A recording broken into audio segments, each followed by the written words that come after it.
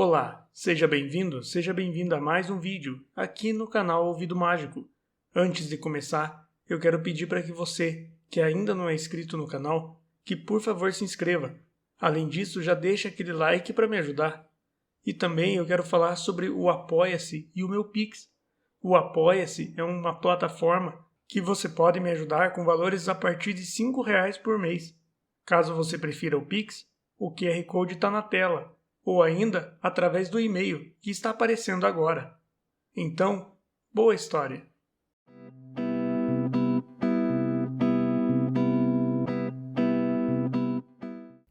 O Rei dos Caiporas, de Machado de Assis. Os acontecimentos humanos são regidos por um destino cego e caprichoso? Há estrelas propícias e estrelas funestas? Tem fundamento a crença popular de que certas criaturas são felizes porque choraram no ventre materno e outras desgraçadas porque não choraram nem riram? Questão é esta que não me atrevo a deslindar. A filosofia diz que os homens dependem de si.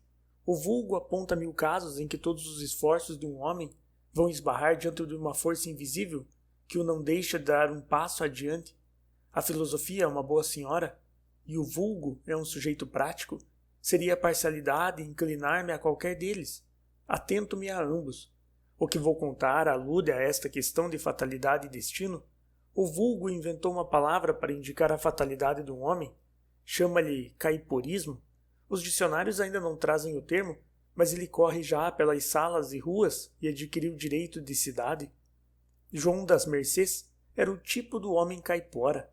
O destino, com todas as suas legiões de auxiliares, tinha tomado a pessoa de João das Mercês por alvo de seus tiros. João das Mercês, se caísse de costas, tinha toda a certeza de quebrar o nariz. Choveram-lhe desde o berço as contrariedades. Entrou no mundo com o pé esquerdo. É mister ler esta expressão com a sua significação literal e real. A mãe de João das Mercês não resistiu aos trabalhos cirúrgicos e faleceu horas depois de vir à luz o filho. Foi-se buscar à pressa uma ama. Encontrou-se ao cabo de algumas horas uma preta que alimentou o pequeno durante 5 dias e morreu de erisipela em um joelho. A segunda ama era uma mulher livre que tinha a mania de jogar na loteria e que ao fim de um mês tirou a sorte grande. Saiu da casa para ir abrir uma loja de costuras. A terceira entrou a amar o irmão mais velho do pequeno com violência tal que o pai julgou acertado mandá-la embora. Veio a quarta ama, que era dorminhoca e deixava o pequeno berrar toda a santa noite. A quinta ama era respondona. A sexta dividiu os afetos entre o menino e um permanente. A sétima foi aturada até o fim do tempo da amamentação, a despeito de uma voz de soprano que irritava os nervos do dono da casa, cantando modinhas do norte todo o santíssimo dia. Parece que esta variedade de leite e de amas influiu poderosamente em João das Mercês. Logo nos primeiros anos verificou-se nele uma tendência pronunciada para o sono, influxo da quarta ama. Aos 5 anos nada o alegrava mais que ver passar a tropa na rua, gosto que lhe ficou naturalmente do leite que bebeu à namorada do permanente. Aos 7 anos cantava sofrivelmente. Aos 8 teve uma erisipela. Aos 12 furtou ao pai 5.000 réis para comprar um quarto de loteria. Aos 15 começou a namorar uma prima e aos 16 foi posto fora de casa por seus atrevimentos. Aqui temos nós João das Mercês na rua, com 16 anos, sem vintém na algibeira nem pouso certo. Felizmente a prima que ele namorava ainda tinha mãe e pai, que eram muito amigos de João das Mercês, e haviam até brigado com o pai dele, a propósito de umas palmatoadas que este aplicara ao filho. João encaminhou-se para lá. Meu pai deitou-me fora de casa, disse-lhe a dona Angélica. Venho ver se me dão pouso e mesa, porque não tenho outro recurso.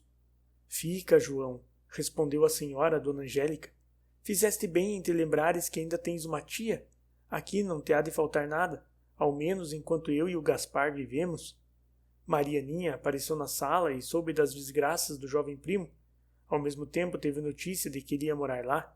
Marianinha, que era o tipo da inocência, bateu palmas e apertou a mão do primo, com uma efusão tal que não escapou à perspicácia da senhora, Dona Angélica. Dona Angélica tinha muitas razões para patrocinar os amores da filha e do sobrinho. Bem sabia ela que João das Mercês não tinha herança nem emprego, mas em compensação Marianinha tinha uma perna mais curta que a outra. arranjado o rapaz, bem se lhe podia dar a pequena e tudo ficava em casa. Gaspar aprovou todas as decisões da mulher, com tanta maior benevolência quanto que, se as não aprovasse, seria a mesma coisa. Durante 20 anos de casamento, não constava que Gaspar tivesse jamais iniciado alguma coisa em casa, nem sequer desaprovado a mulher. Dona Angélica teve sempre o comando do exército doméstico, e devo acrescentar com a fidelidade de um romancista sincero que Dona Angélica exercia esse comando com uma severidade digna de um general. A boa velha era caprichosa, o marido era o tipo da obediência. Um dia acordou Dona Angélica com a ideia de que o esposo devia usar suíças. Gaspar, que trazia a barba toda, desde que ela achou que era a única moda respeitável, ia ao barbeiro e punha abaixo metade do pelo. 2 meses depois, Angélica adotava o sistema dos bigodes, por se ter namorado de um retrato de Napoleão III. O marido voltava para casa com uma faixa de soldado francês.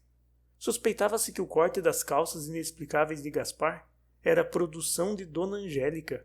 Aqui temos, em 2 palavras, a nova família de João das Mercês. Sabendo com que amor o tratavam, o nosso João imaginou que ia levar uma vida arregalada. Infelizmente foi ilusão que durou pouco. Dona Angélica disse um dia à mesa que era preciso arranjar algum emprego para o sobrinho. Gaspar não se fez esperar. Foi dali a um cavalheiro com quem andara na escola e que ocupava então o lugar de ministro da guerra. Pediu-lhe um emprego. Gaspar foi notável durante toda a sua vida pelo aferro com que sempre acompanhara o ministério atual. Obteve um emprego. João das Mercês obedeceu à intimação da sua tia e foi ocupar o lugar no arsenal de guerra, tendo obtido antes o consentimento do pai. Marianinha amava o primo com toda a força de seus 15 anos. Era uma rapariga assaz bonita, assaz faceira, dotada de um excelente coração. João das Mercês, que era estovado e mal educado, não deixava de ter igualmente um coração digno de apreço. Amavam-se estas 2 criaturas com o aferro de um primeiro amor. Dona Angélica alimentava esta chama, que segundo ela devia ser legitimada na igreja. João das Mercês também nutria essas esperanças e tratava de as comunicar à prima. Quando formos casados, dizia ele, havemos de ser felizes. Casados? Sim. Quando há de ser? Um dia, quando eu tiver mais idade. Ah, se fosse já. Gaspar ouviu um dia esta conversa e não se pôde ter de furor. Casar? Exclamou ele. Pois vocês já falam em casar? Onde é que se viu isto? Que diria tua mãe quando souber que já a minha filha fala em casamento? E tu, meu pirralho, que ideias andas metendo na cabeça de tua prima? Ora, esperem! Marianinha tremia. João murmurava uma resposta ao tio, quando este, chegando-se à porta, gritou para dentro. Oh, senhora Dona Angélica! Que temos? Gritou de dentro a esposa de Gaspar. Queira vir até cá, respondeu o marido com voz macia. Não me faltava mais nada. Venha cá você. Gaspar fez um gesto de ameaças aos pequenos e foi ter com a mulher, a que esposo que acabava de ouvir. E o que você tem com isso? Disse-lhe a mulher. Se os pequenos gostam um do outro, fazem muito bem. E eu até estimo isso, porque já andava com a ideia de os unir. Você veio atrapalhar tudo. Ora, vai tranquilizar os pequenos. Gaspar engoliu dificilmente a pílula, atravessou o corredor como se passasse pelas forças caudinas e voltou à sala onde os namorados tremiam pelo desfecho da cena. Oh, amor, meus filhos, disse ele, é uma coisa santa, se vocês se amam com seriedade. Sou o primeiro a aprovar esse sentimento que nos eleva aos nossos próprios olhos. O que eu combato e que todos os bons pais devem combater é o namoro sem fim, o passatempo indigno de jovens bem formados. Quando eu e a respeitável Dona Angélica, aqui levantou muito a voz, nos amamos, foi... Deixe-se estar contando estas coisas aos pequenos, clamou de dentro a senhora Dona Angélica. Foi seriamente, continuou Gaspar em voz baixa. Tudo favorecia os amores de João das Mercês, mas ele não contava com o destino. André das Mercês, pai do nosso João, arrependeu-se um dia de ter posto o filho fora de casa e foi ter com a irmã para obter a volta de João das Mercês. Dona Angélica opôs-se vivamente à saída do sobrinho. Disse francamente ao irmão que o seu projeto era insensato, que, já que tinha praticado um erro, devia aguentar com todas as consequências dele. André era tão esturrado como a irmã. Respondeu-lhe rispidamente.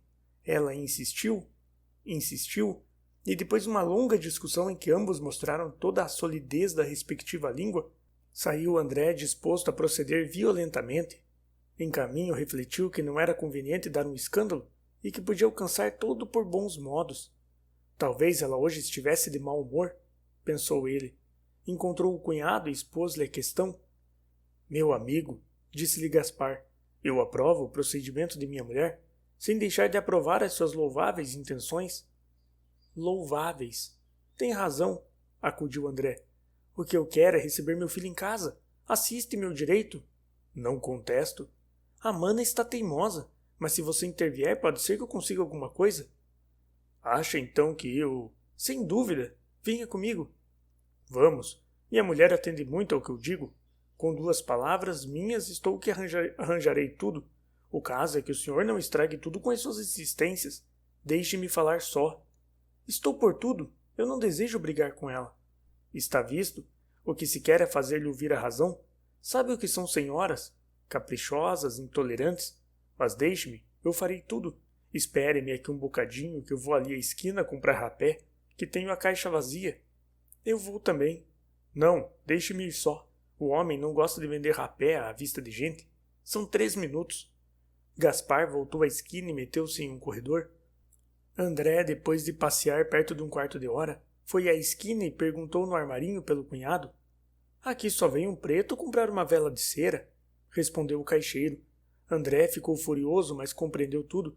Sabia que a irmã dominava o marido, mas não calculava que chegasse a tanto. Resolveu, portanto, fazer as coisas por si. No dia seguinte apareceu em casa de Angélica, não ouso dizer em casa de Gaspar, e de novo insistiu na entrega do pequeno. A missão não teve nenhum efeito. André resolveu ir esperar à porta do arsenal de guerra, que o pequeno saísse e deitar-lhe a mão em cima. João das Mercês não escapou ao laço. Nesse mesmo dia foi morar para a casa do pai, com ordem de não sair nem para o emprego, nem para a casa da tia. Imaginem o furor de Dona Angélica e a dor de Marianinha. Gaspar fez 100 projetos de vingança, sem que a mulher lhe aceitasse nenhum. Separado da jovem namorada, João das Mercês ficou entregue ao mais profundo desespero. Correram os meses sem que se avistassem os dois. Ao cabo de 1 ano, André arranjou para o filho um emprego, e foi a primeira vez que o mísero pôde pisar a rua. Seu primeiro cuidado foi ir à casa da tia. Achou-se na sala toda a família, e mais um rapaz de casaca e luvas brancas. Marianinha empalideceu um pouco, mas logo lhe passou essa manifestação de remorso. Remorso digo, porque o sujeito de luvas brancas e casaca, como o leitor há de ter percebido, vinha pedir a moça em casamento. Dona Angélica acabava um discurso acerca dos deveres do casamento e do amor das mães aos filhos, discurso que Gaspar ouvia com aprovação de cabeça, e o noivo com abrimentos de boca. João das Mercês não resistiu à dor. Saiu furioso, acusando os céus e a terra das suas desgraças. Complicaram-se estas com a morte do pai. João das Mercês ficou no mundo sozinho. Era preciso trabalhar. O rapaz entrou a trabalhar como um mouro. Houve, entretanto, não sei que pretendente ao lugar dele. Parece que o pretendente tinha jus ao lugar, porque um dia de manhã o chefe da repartição mandou chamar João das Mercês e deu-lhe a triste notícia de que estava demitido. Nessa triste posição esteve João das Mercês, uns 15 dias que foi quanto lhe durou o resto do ordenado. Ao fim desse tempo, não tinha o que comer. O estômago é engenhoso e tem boa memória.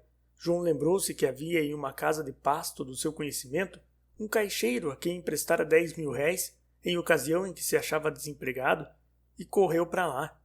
O caixeiro conheceu o credor e acudiu a servi-lo. João das Mercês pediu alguma coisa para almoçar e, fingindo ler a lista, declarou ao caixeiro que não tinha dinheiro naquela ocasião. O caixeiro era bom rapaz e não deixou de o servir. Foi pelo mesmo teor o jantar e a ceia. No dia seguinte, não havendo outra vela no horizonte culinário, João das Mercês recorreu ainda ao caixeiro, que não deixou de lhe fiar o comer, mas pensando que a penúria de João das Mercês era temporária, limitou-se a afiançar ao dono da casa a capacidade do freguês. Ao fim de 2 semanas, quando João das Mercês se assentava para comer o seu 15º almoço, o dono da casa foi-se lhe levar uma conta que fez empalidecer o pobre rapaz. Amanhã lhe pago isto, respondeu ele, pondo a conta no bolso, e com tanta confiança que parecia estar à espera de algum legado. Ignora-se como comeu ele no dia seguinte e nos outros, um mês depois achamo-lo empregado em copiar certidões e outros papéis na casa de um tabelião. Era ativo no trabalho e sério no procedimento. Infelizmente o tabelião padecia de moléstias que o enchiam de mau humor certas manhãs, mormente se comia em véspera carne cozida. Um dia em que o tabelião entrou no cartório afinadíssimo, João das Mercês teve a desgraça de copiar mal um papel. O tabelião revoltou-se contra o escrevente e mandou fazer outra cópia, a qual, não saindo capaz, levou o tabelião às nuvens. Por desgraça, João das Mercês abalroou na mesa e entornou-lhe o tinteiro sobre uma procuração. Foi demitido. Tentou João das Mercês entrar no comércio e alcançou ser admitido como sócio de indústria em um armarinho. O armarinho era afreguesado e João das Mercês julgou ter, enfim, dado o último golpe no caiporismo. Daí a um ano reconheceu que andava iludido com a aparente vitória. O caiporismo é a hidra de Lema. O sócio disse-lhe um dia de manhã que ia buscar um primo em Sapopemba e partiu acompanhado de uma pequena mala. João das Mercês ficou em casa só, mas os dias correram sem que o sócio voltasse, até que o João fosse surpreendido com uma letra de 500.000 réis. Recorreu à burra e não achou vintém. Deu parte à polícia, mas nem por isso escapou da correção. Foi solto depois de um laborioso processo em que ficou provada a sua completa inocência. Os credores tomaram conta dos bens e João das Mercês ficou no meio da rua, com as algibeiras vazias e nenhuma esperança de melhora. Não tinha as algibeiras vazias de todo. Depois de as revolver muito, achou 6.000 réis. Que tempo me durará isto? Perguntou ele a si mesmo. Nem 3 dias. É preciso comer e dormir. Acabado este dinheiro, estou como antes. O que farei? Aqui teve uma dessas inspirações que salvam impérios. Gasto 10 tostões em alguma coisa e com os 5.000 réis de resto, compro um quarto de loteria. Já sabemos que ele tinha esta mania que lhe deixara uma das 7 amas. Assim fez. Depois de comer tranquilamente um almoço sucinto e modesto, encaminhou-se para a rua da quitanda e comprou o bilhete. 14,41, disse ele. Bom número. Tenho fé. Tinha uma esperança, mas não tinha jantar nem cama. Felizmente a roda corria no dia seguinte. João das Mercês entrou a passear pelas ruas, disposto a sofrer filosoficamente a fome e a mais na esperança dos 20 contos. Casualmente encontrou o tio Gaspar. Como estás? Perguntou-lhe o tio. Bom. Já te livraste do processo? Já. Tão depressa? Acha que foi depressa? Sim, estas coisas costumam ser mais longas. Eu quis fazer alguma coisa por ti, mas tua tia, que é uma senhora de muito bem pensar, disse: era bom ir socorrer o Joãozinho, mas o crime é tão feio que não é bom a gente meter-se nisto. Que pensas tu, Gaspar? Que hei de pensar, mulher? Penso que o rapaz é inocente e que foi atraiçoado, mas as aparências enganam, e nesse caso é minha vontade que não nos metamos nisto. Faz bem. Onde estás agora? Aqui na rua. Mas qual é o teu emprego? Passear. Que dizes? A verdade. Gaspar, que não era mau homem, ficou penalizado com a situação do sobrinho. Quis fazer alguma coisa por ele, mas não ousava. Já comeste? Hoje comi. Amanhã não sei. Olha, disse Gaspar com um belo movimento de generosidade. Toma lá. Eu fui agora mesmo receber um dinheiro. Toma 10.000 réis. João das Mercês aceitou os 10.000 réis e abraçou o tio. Bem, disse ele, a sorte começa a ceder. Já tenho com o que dormir hoje e comer amanhã. Era não contar com o caiporismo e Dona Angélica. Esta senhora pediu ao marido contas do dinheiro que fora cobrar. Gaspar contou-lhe francamente o estado em que achara João das Mercês e o procedimento que tivera. Dona Angélica irritou-se contra o marido e o sobrinho e exigiu a imediata entrega do dinheiro. Por honra dela, devo dizer que a sua intenção era simplesmente mortificar o marido, mas este, acostumado a obedecer-lhe, tomou à letra a ordem e saiu desesperado em busca de alguém que lhe emprestasse 10.000 réis. Esse alguém foi o sobrinho. João das Mercês viu de longe o tio e aproximou-se dele. Achou-o triste e taciturno. Perguntou-lhe o que tinha. Nada, disse Gaspar. Alguma coisa tem, meu tio. Vamos, diga o que é. Gaspar não disse palavra. Então lembrou-se João das Mercês do domínio que tinha exercia no ânimo do marido e calculou que a tristeza de Gaspar se prendesse ao generoso presente dos 10.000 réis. Qual? Disse Gaspar, quando João das Mercês lhe comunicou a suspeita. Angélica não era capaz de semelhante coisa. Estima-te e respeita-te. A verdadeira causa de minha tristeza é que esse dinheiro não era meu, e eu dei-te os 10.000 réis por engano. João das Mercês entregou o dinheiro ao tio. Gaspar sentiu-lhe a borbulhar-lhe uma lágrima nos olhos. Apertou a mão do sobrinho e foi para casa. Entrava triunfante com os 10.000 réis, quando Dona Angélica, franzindo o sobrolho, perguntou-lhe de onde os houvera. Gaspar confessou-lhe a verdade. Que? Exclamou a esposa. Pois tu tiveste ânimo de ir tirar estes pobres 10.000 réis ao rapaz, que nem comer tinha? Mas tu... Eu o quê? Eu disse aquilo por dizer.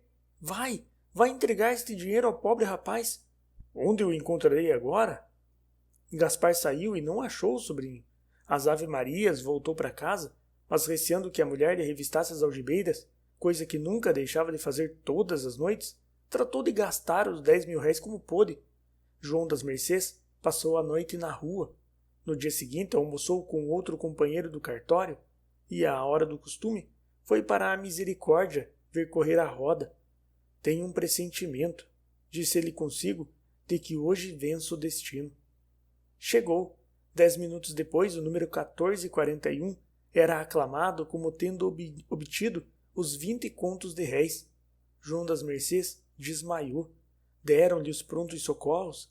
Tornou a si, apalpou as algibeiras e achou o abençoado bilhete. Graças a este recurso inesperado, foi à antiga casa de pasto, cuja dívida estava paga, e apresentou o bilhete. Tenho aqui a sorte grande.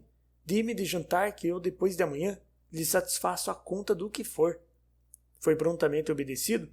Jantou como um príncipe.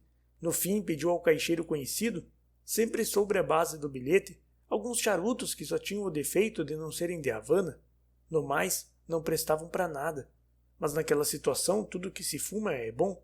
Qualquer homem fumará alegremente couro de boi, se tiver a certeza de que no dia seguinte lhe metem na algibeira 20 contos de réis. Acabava ele de acender um charuto, quando um sujeito que lhe ficara fronteiro e tinha ouvido a conversa com o dono da casa, lhe disse com familiaridade: Com quem então tirou a sorte grande? É verdade, respondeu João das Mercês, com a indiscrição de um homem feliz após tantas desgraças. Tirei a sorte grande e ainda estou admirado disso. Por quê? Disse o sujeito, levantando-se com a xícara de café na mão e indo a sentar-se à mesa do rapaz. Porque fui sempre muito caipora. Nunca comprei bilhete que me saísse sequer o mesmo dinheiro. Desta vez, porém, acertei. Homem, eu também fui sempre caipora. Joguei 2 anos com o mesmo número e nunca tirei mais de 40.000. Um dia, porém, saiu o diabo de trás da porta e caiu-me a bicha em casa. Sim? Quando foi isso? Foi há 6 meses. 1/4 ou o bilhete inteiro? Meio bilhete. Recebi 10 contos. Talvez não precisasse deles. Quase que lhe posso dizer isso. Graças a Deus, a ajuda que não viessem os 10 contos, tinha com que passar. Acontece-lhe o mesmo? Infelizmente não, disse João das Mercês, seduzido com a maneira e a confiança do interlocutor. Mais uma razão para que eu o felicite. O desconhecido apertou a mão a João das Mercês e ofereceu-lhe um charuto. Estes charutos daqui não prestam. Tome este. João das Mercês acendeu o charuto, depois de o pôr o seu fora, e reclinou-se sobre a mesa, a conversar com o desconhecido. Ao fim de 1 hora saíram de braço dado. O desconhecido disse chamar-se Viana. João das Mercês deu também o seu nome. Saíram como 2 amigos velhos. Passearam todo o tempo. Viana levou a benevolência ao ponto de o convidar a tomar um sorvete no Carceler. Perto da noite, disse Viana para João das Mercês: Vou levá-lo até a sua casa. João das Mercês fez uma careta. Isso agora há de ser mais difícil, disse ele depois de alguns instantes. Por quê? Porque... Seja franco. Pois bem, meu caro, eu não tenho casa. Não tem casa? João das Mercês contou fielmente ao amigo a sua posição. Viana ouviu a narração com visíveis sinais de simpatia. Pois se isto o não incomoda nem ofende, ofereço-lhe por hoje um hospício. Amanhã já não será preciso porque receberá o dinheiro. Eu aceito.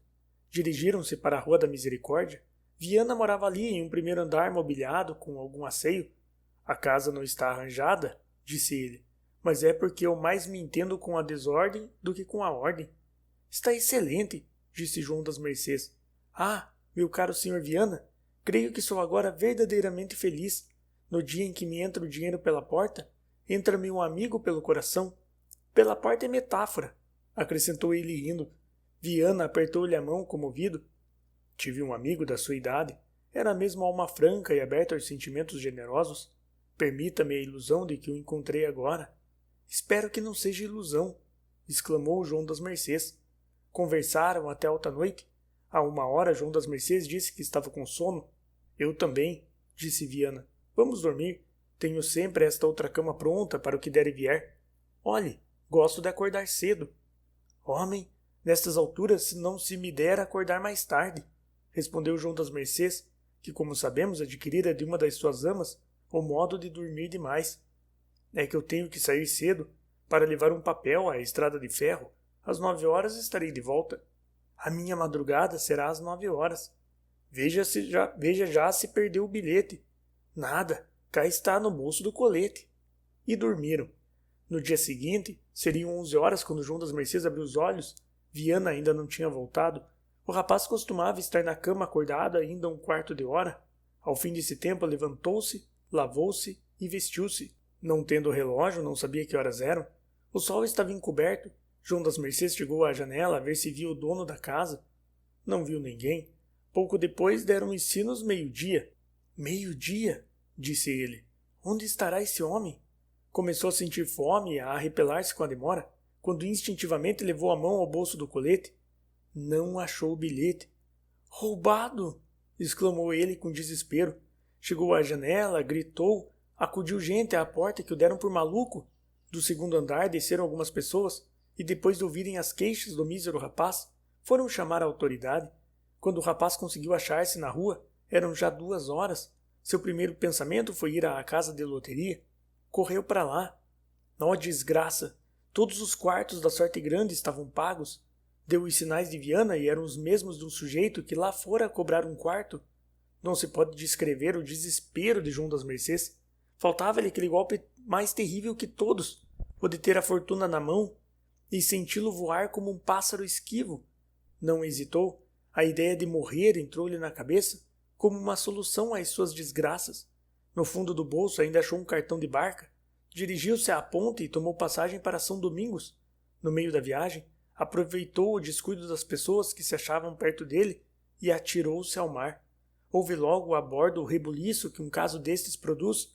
A barca parou e a bordo se empregaram todos os esforços para salvar o infeliz. João das Mercês veio à tona d'água quando lhe atiraram uma corda. Ele repeliu-a com energia.